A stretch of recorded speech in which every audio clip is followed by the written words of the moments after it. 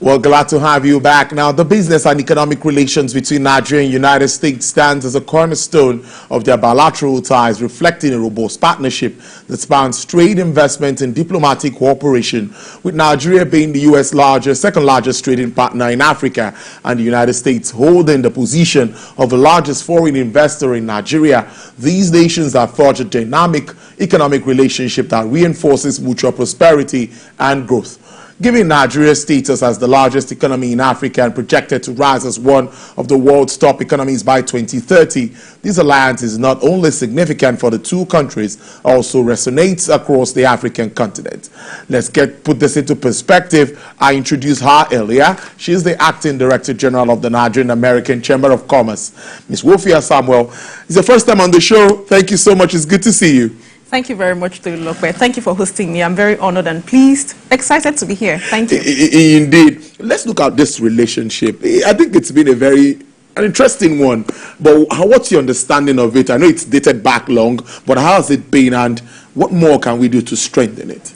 Okay, so U.S.-Nigerian relationship has existed since 1960, from when Nigeria opened its first embassy in the U.S. and when U.S. opened its first embassy in Nigeria. And so far, it's been targeted at prosperity. There's been diverse collaborations between Nigeria and the U.S. Like you mentioned, the U.S. happens to be the second largest investor in Nigeria. With respect to humanitarian aid, the U.S. has shown full support. I would say over the years, from 2015 up until present, the U.S. has invested over $1.5 billion in humanitarian assistance to Nigeria. In 2022 only, the U.S. invested $300 million in Nigeria for humanitarian assistance. Away from humanitarian assistance, with respect to security, the U.S. organizes training and retraining, what's the word now? Training and retraining, capacity building, development workshops for our military, paramilitary, the police. We just concluded one very recently. That's with respect to security, fostering peaceful ties, ensuring that to a reasonable extent, gender violence is curbed to the barest minimum.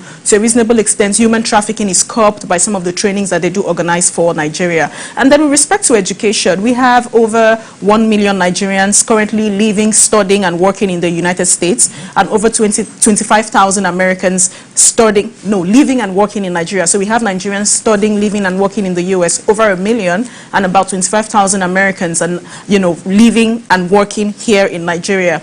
Then cultural exchange, we have over 100 million Nigerians. We have over 100,000 Nigerians who are currently in the U.S. for various exchange programs, so learning about U.S. ties, replicating what is here in Nigeria and the U.S., and then getting people from the U.S. to come over here to Nigeria, learning about Nigerian culture, replicating what is in the U.S. and Nigeria. And so the list goes on and on. With respect to agriculture, we have the U.S. has put together the USAID Feed the Future program for Nigeria, where they get to train and retrain persons and skilled workers in the agricultural sector on how to curb losses, that's post-harvest losses, expand storage capacity, expand production capacity, as well as industrialization with respect to transport. So like I did mention, U.S., Nigeria, the list goes on and on. But this is not just U.S., to a reasonable extent working with Nigeria. Nigeria is also working directly with the U.S., so it's pari passu. We do have lots of Nigerians in various sectors in the U.S. who are doing really well. Actually, Nigeria happens to be one of the countries in Africa, if not the country in Africa, with the highest number of, non-Americans. Meaning, when you're comparing Nigeria to other countries other countries on the continent, we have the highest numbers from Africa residents in the U.S., be it Nigerians or Nigerian Americans. Not just because we are the highest population in Africa or the highest economy, but it's because, to a reasonable extent, Nigeria is a very strong federal republic in Africa. And America happens to be a very strong economy in the world. They are world power. So the relationship that we share is a very important one. It's a very critical one. It's a very dynamic one. And lastly, I'd like to say that over the last few years, I think in 2022, when you're looking at the two-way trade between Nigeria and the U.S., Nigeria imported about $5.4 billion worth of goods from the U.S. That was in 2022. We don't have the statistics for 2023. And then speaking to exports, so we imported from U.S. $5.4 billion. And then speaking to imports, $5.2 billion. So the two-way trade between Nigeria and U.S. in the last couple of years, specifically to 2022, has tilted to the tone of more than 10.6 billion. Yeah. So that's a lot. And like I did mention, there happens to be our second largest trading partner. 10.6 billion in 1 year is a lot of money. I like that. I like the figures. Trade volume. I like the figures. You know, I deal with figures. I love figures. I love when it comes to numbers, and I like the way you're going all about it. Now, you are the acting director general of the Nigerian American Chamber of Commerce, and when you talk about Chamber of Commerces around the world, they coordinate business activities, deal with the business people and all of that. Tell us how your workings, has it been trying to synergize, make all of this work out? How has it been at the chambers, and what are you doing to strengthen this relationship? It's been a very dynamic relationship between Nigeria and America at this point in time. Many thanks to the United States Consulate General. They've been very helpful. They've been very supportive. Just recently, we hosted about 10 businesses from the state of Illinois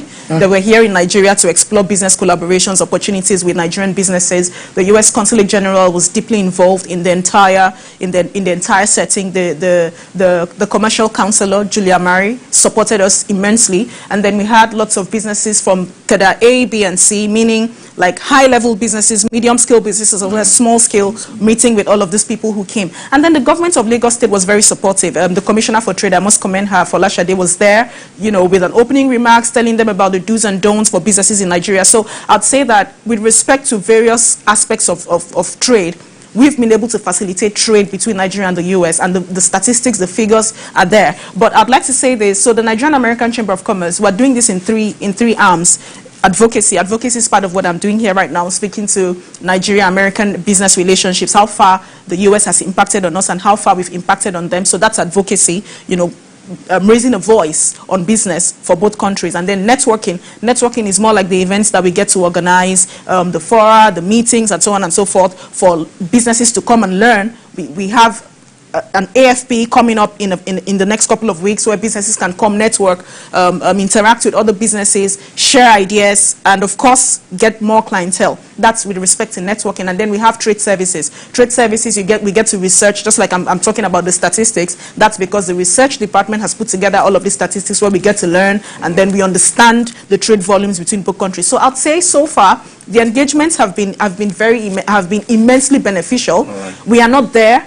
We are not there, but we are not where we used to be. We're making progress. Let's take this breather. Just allow me to interject.